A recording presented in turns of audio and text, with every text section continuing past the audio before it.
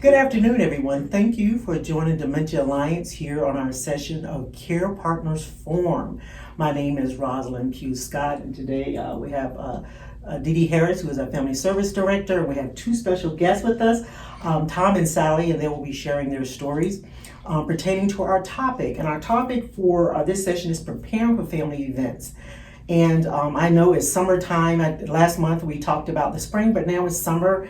And all kinds of things are happening, weather, going to the beach, hanging out, and doing those kinds of things with your loved one who may be diagnosed with some form of dementia. And so Tom and Sally are going to share with us some tips and some things that they have done in reference to some events that took place in their families.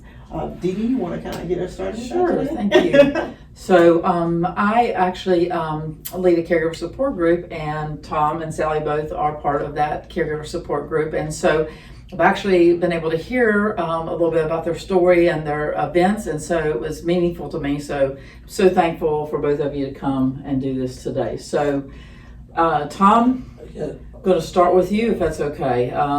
And just to have you start telling us a little bit, if you don't mind, just so people understand a little bit about your family even. Yeah, I even made notes because I'm old. The reason is because it gives you a little continuity of it. We have a large family by standards today. We have 6 children, and we have 21 grandchildren, and now a great-grandchild as well.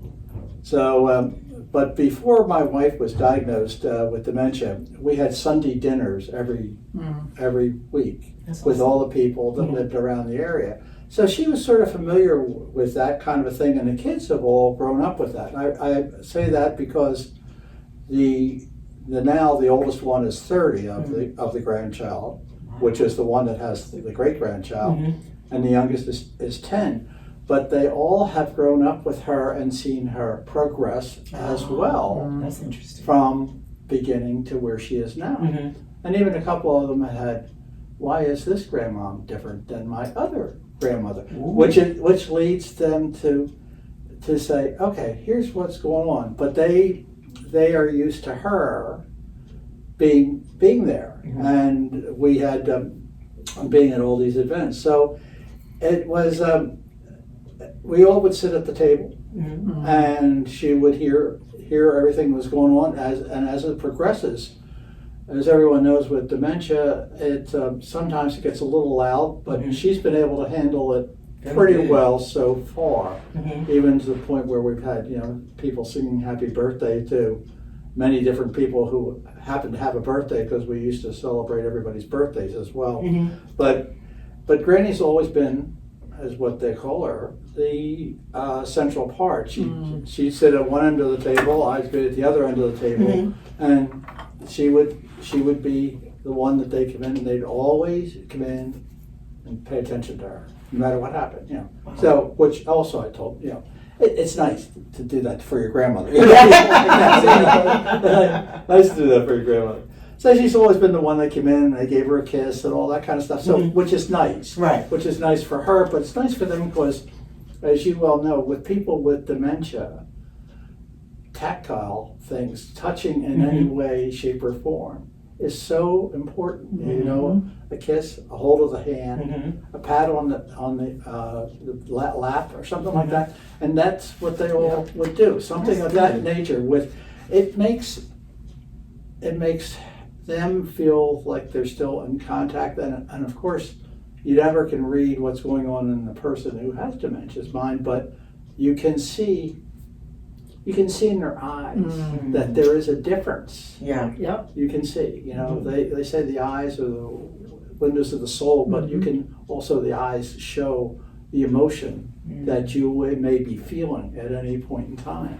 And so she still, even at this point in time, and she's in year 15, that she still is able to look at them, and they know. Yeah, she's knowing what's going on. And knowing, she really knows possibly what's going on in all this. But what we did for this particular time at Easter is that she is not mobile at all. Okay. Not mobile at all. we bring her in the wheelchair and sit her at the end of that table. Mm-hmm. And she's fine with that. And then I had one of my daughters sat down there with her and then fed her because she has to be fed as well. Mm-hmm. But sat there for the whole hour and a half while we were having dinner and with the conversations going on. But the one daughter was always with her. And we've always, even going through the different phases of dementia, had done that, realizing that large crowds sometimes are really too much for people with dementia. Right. Loud noises are always not something that they really go for at all, and many conversations going on at the same time cannot be handled. Cannot be handled. Yeah. So what we used to do before this, even when she was mobile, we'd go out on the sun. We have a sun porch, and you go out on the sun porch, and one of the grandchildren would go out there and tell her what's going on and stuff like that, or two or three would be out there with her, so that it would be a quiet space, but it would be a private space where she would be able to hear and talk to them, and when she was able to talk, but it would be a place where it was a little quieter. Yeah. And I think that that's an important part when you get with a person with dementia, is to see where they are. Each person is so much different as that way. Somebody will react very, very, very badly if it's too loud. Right. Yeah, it's too loud. Mm-hmm. So you have to be sort of aware, and that's with her we've been able to sort of gauge it. And like even with Easter when we had dinner, what we did was after that hour and a half, she sort of starts to end up dozing, and we just go, okay, she's had enough. She's had enough for the day, and then move her back to her room. And our house is set up so that it's an easy transfer. We were able to. It's a 2-story house, but we were able to have plenty of room on the first floor, including a bedroom and a space that she has, and so it worked out so beautifully. But you have to, I say that because space sometimes is the one that's the limiting factor. Not everybody's space is set up where they can isolate like that, or where they can have a bedroom or a quiet place to put somebody. But it's not put somebody, I don't mean it that way, but have them be able to feel comfortable with that. And that's what I look for with her, is that, and that's what we all look for with person with dementia. How comfortable can you make them feel, and how can you do that easily? Mm-hmm. Every family's dynamic is different. Right. Our dynamic is different because I feel that we've let them grow with it. Mm-hmm. The grandchildren have been part of this the entire time, even to this point where we're now with the Hoyer. They see me getting her with the Hoyer, bringing her out of bed, putting her in her chair. They go, "Oh, what are you doing now?" Oh, okay, so but they're part of this. That's great. I think you don't, great. And I think you do yourself a disservice. Dementia is it's a disease, but it's not. It's like any other disease in a sense that it's not going to go away. Mm-hmm. It's not like cancer. A lot of cancers that are terminal, or like ALS, or those types of diseases, which are in their own way terminal. Right. But this way, you got to have people involved with you, and I think the more you involve people, it's fine. Now, not every family is going to want to do that. I'm realistic is that you hear different stories of around the families go, oh, well, they're not willing to accept it. What I look at is they're really losing precious time that they could have had with their loved one. Yes, that they really will not get back. Will not get that back. Yeah. So it's to me, it's you're blessed in that you have them for that period of time. You know the end result. Yeah. You're not putting your head in the sand over that, but you enjoy what you have while you have it. Any other kind of emotion that we run across, like being angry, and which we can get. We can get angry. Yeah. But they'll end up being wasted emotions and they just sort of end up dragging you down the same way. So the best way to do it is say, like we've said to Sally and I've said, we just take the day and give us what we have for the day. Wow. And enjoy that day. The next day may be totally different, and Of you course. can't enjoy it for some reason or another. But Yeah. what are you going to do? You can't change that, and you're not going to change that at all. So but Easter worked out very, very well. As I said, we had, I guess it was 27. That was including the new great grandchild, and which I showed them the picture of, which she. It's a beautiful picture. In fact, we've sent it up to the Dr. Knoll. Yes. And Dr. Knoll sent it to my son's former law partner. She then sent it to another friend of theirs who was a poet. And he sent us a book, which I've yet to see, of his poems. Wow. So it's an interesting thing. You know? But it is a way of, you don't know where you're going to touch things along the way of all those things. So. Well, we'll That be is sure to beautiful. share that picture because it does. It That just, is- That picture is really, it's really a good one. That's of her with the baby. Was trying to capture that, her first great grandchild. Now we have another one on the way too. But I just love this whole concept of getting the grandchildren involved and letting them, kind of go through the journey with you. Because I know there are many caregivers out there who do have grandchildren, and I'm not going to say they do it on purpose, but it's like, they don't allow them to participate. Because I do agree with you, that opens up the door to exception.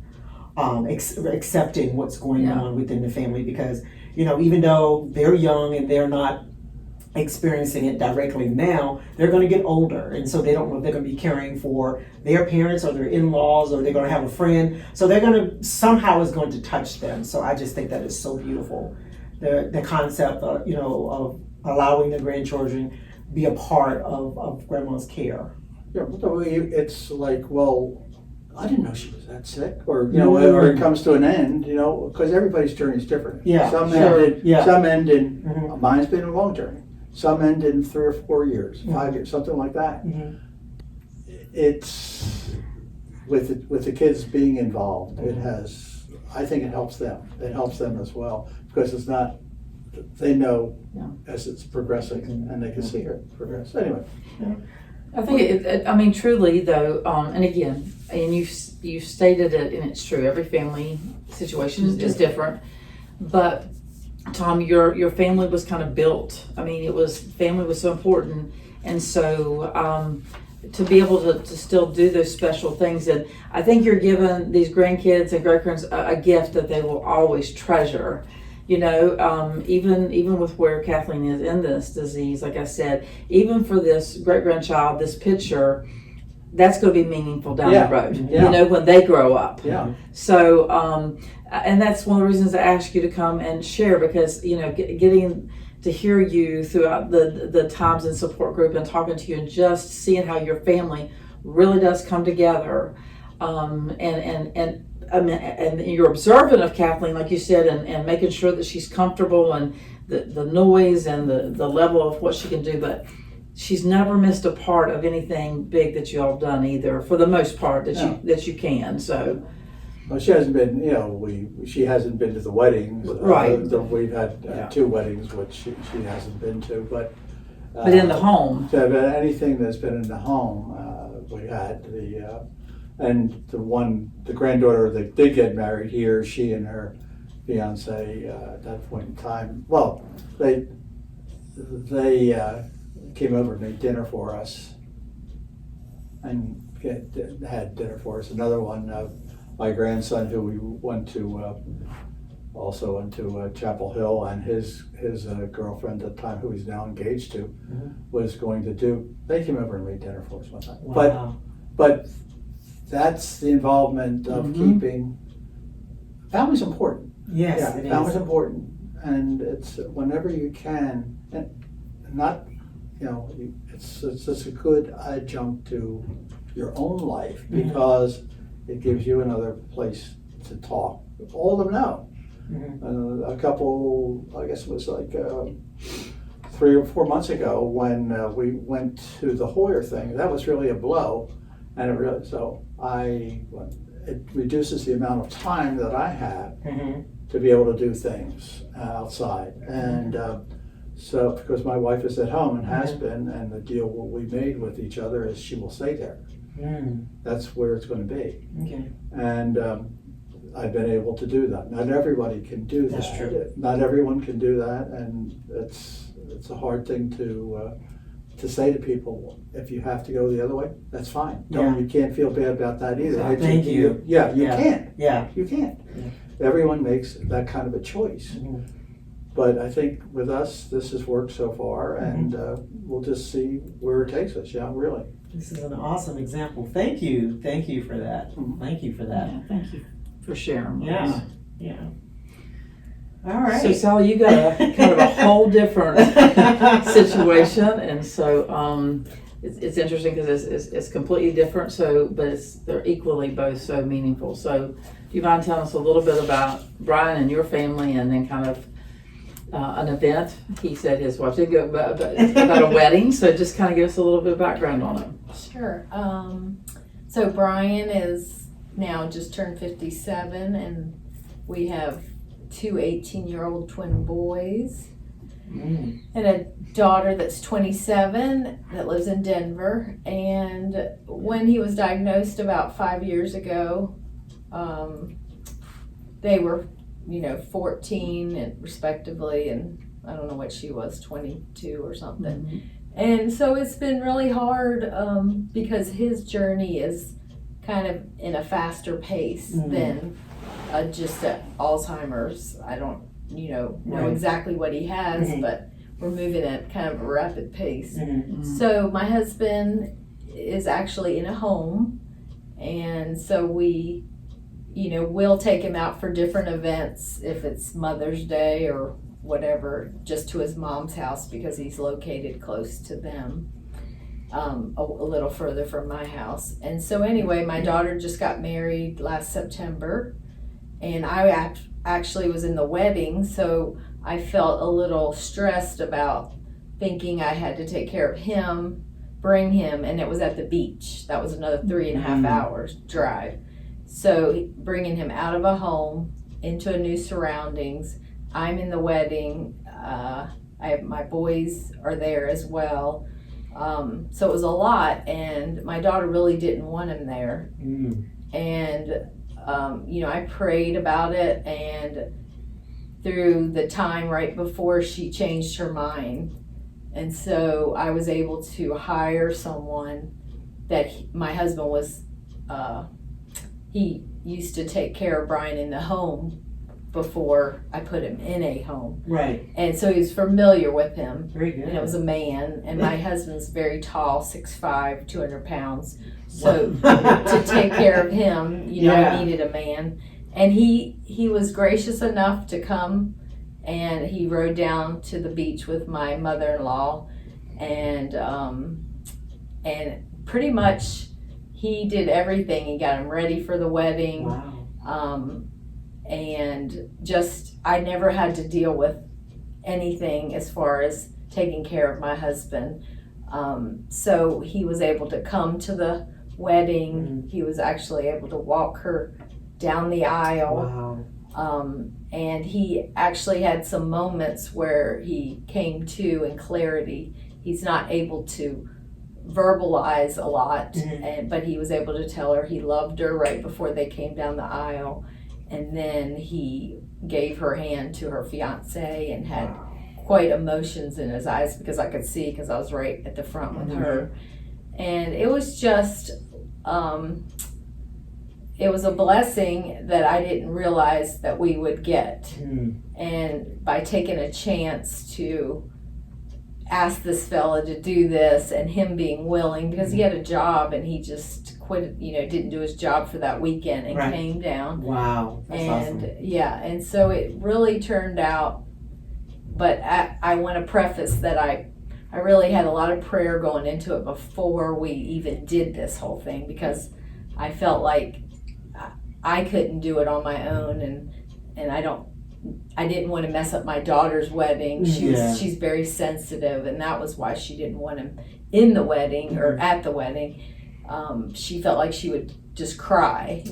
And so it ended up working out. Yes, and I'm so glad that we took the chance, and we have great pictures from the wedding of her and him and us together, and the boys were there, and it just it turned out unbelievable. Yeah, and it'll be a memory my daughter will always have. Right. And she did text me after the wedding and said, "I really appreciate that you went and did this, because I mean, I think she was very nervous about me even doing it." But, you know, if I feel like peace, I'm going to follow through with it. And I did. And Dee helped me quite a bit through it, because we talked ahead of time, because I was thinking, no, I'm not having him. Right. And she said, well, you could do it afterwards and take pictures with them. And then it, like I said, it just all worked out. Fell in place. And we were able to. It was no stress at all. That is awesome. So That's awesome. I mean, yeah. I mean, when you've got something that big, and that's her big event for the day, Yeah. you would have some nervousness, because again, you don't know, you know, like I said, how he was going to react. But man, when she brought the pictures in, I cried. I mean, it was just such a moving picture, and to see, you know, the smile on his face as well, and like I said, it just kind of like we were talking about the gift. They come back, and it's just some gifts that you will have forever now. And both of you have pictures. And that was forever. one of his last requests, like right before, you know, right as he got diagnosed, he was still coherent. He just said, if I could walk my daughter, he said, I regret I might not be able to walk her down the aisle. And so we were able to give him that, and he showed up, which was, you know, great. Yeah, that makes me want to cry. Wow. That is awesome and so emotional. And as I was listening to both of your stories, I was kind of making notes. That's what I do. Just recapping some, like you said, you know, preparing how other family members can prepare, you know, if you really want to do this in your heart, like what you're saying, Sally, just think about some things that you can do. I know, Tom, you said, during the Easter celebration that, you know, you took mom outside, or, you know, away with a grandchild or a daughter, I believe it was. Kind of take her away from all of the... Well, yeah, we would do, she did that at dinner time. Yeah. But we did it we picked the spot where to do this, so that it's, there you're getting the maximum amount, because she sleeps a lot. She sleeps 20 hours a day. Right. Wow. So what you have to do is you have to pick your spots. You have to know when she's going to be more lively, what to do. Right. And even to that point, we adjusted. Usually we'd had late dinners. We said, okay, we're going to set this thing at 2:00 in the afternoon, because we knew it would hit in her prime time, where she would be Pat timing. Yeah. You have to look. You have to look at little things like that are, well, what do I change to make this all work? And, you know, that had to be one of them. And you know, realizing, you know, for caregivers, that it's going to take a lot on their part. And I know you guys are already burnt out with all the other things that you have to do. But when you're talking about a special event, or like if you want, you know, dinner or something, like you do that you do regularly, taking the time to kind of think about, I'll use your phrase, making sure that she's comfortable with what's happening, is going on around her. And Sally, you know, thinking about what you're saying, is like, okay, I hired this person, and this person took care of everything. My daughter's getting married. Who's not excited about that? You know, as the mom or the bride, you know, you're getting ready and getting yourself together, and, you know, you don't have to, at the same time, on the second hand, be worried about what's going on with your husband as well. So just for families, just think about these kinds of things, some strategies that you can put in place, some things that you can do. And I'm sure you were months and months ahead of time, thinking about things that you can put together when you are going to have a special event, like a wedding or an Easter dinner, or just a family meal, and you want to include your loved one, and you think is important, because family is important. So just kind of think about some things that you can put in place for yourself and your loved one that would make it less stressful for you, as well as the person that you're caring for, or the person that's diagnosed with dementia. Any last closing comments that you guys want to add or share with our audience today? That's a hard one. The only thing I would say is that the Dementia Alliance also puts out a lot of different pieces. Mm-hmm. And the thing is that what I've done with the kids is said to them, always approach grandma from the front. In other words, don't from Be on the side or in the back. Yeah, the front. Because it makes it easier for them to focus on that person Right. as well. You know? Yeah. That type of thing. It's a small thing, you know, it's a small thing. But yeah, one of the major. This is your favorite thing, isn't it? It's my favorite thing. I He uses it all the time. He gives it to everybody. And I do. I use it all the time and give it to people. But I think it's an important thing that there's certain Incorporate. things that are norms Right. for people with any kind of dementia Correct. that you can do that make it easier for the person. Really. Okay. All right. Miss Sally? And just plan, you know, plan and. Plan and plan. Yeah. Plan. And flexibility though with the Yes. plan, right? Yeah. Right, but also consult different people, you know, get their opinions like Dee Dee or, you know, whoever you have that's helping you through this whole journey. And then, you know, you got more ideas and you get support and yeah, I think that's what I would say. Awesome. Once again, my name is Rosalind Pugh Scott. I am the Dementia Navigator here at Dementia Alliance. This is Dee Dee, my partner in crime, the Family Services Director, and we once again want to thank Tom and Sally for joining us today. Please check out our website, for our YouTube, our Facebook, all of our social media platforms for education and information about who we are as Dementia Alliance, as well as Tom was saying, some resources and education information that's available as well. Until next time, we will see you then. Thank you for joining us. Have a great day.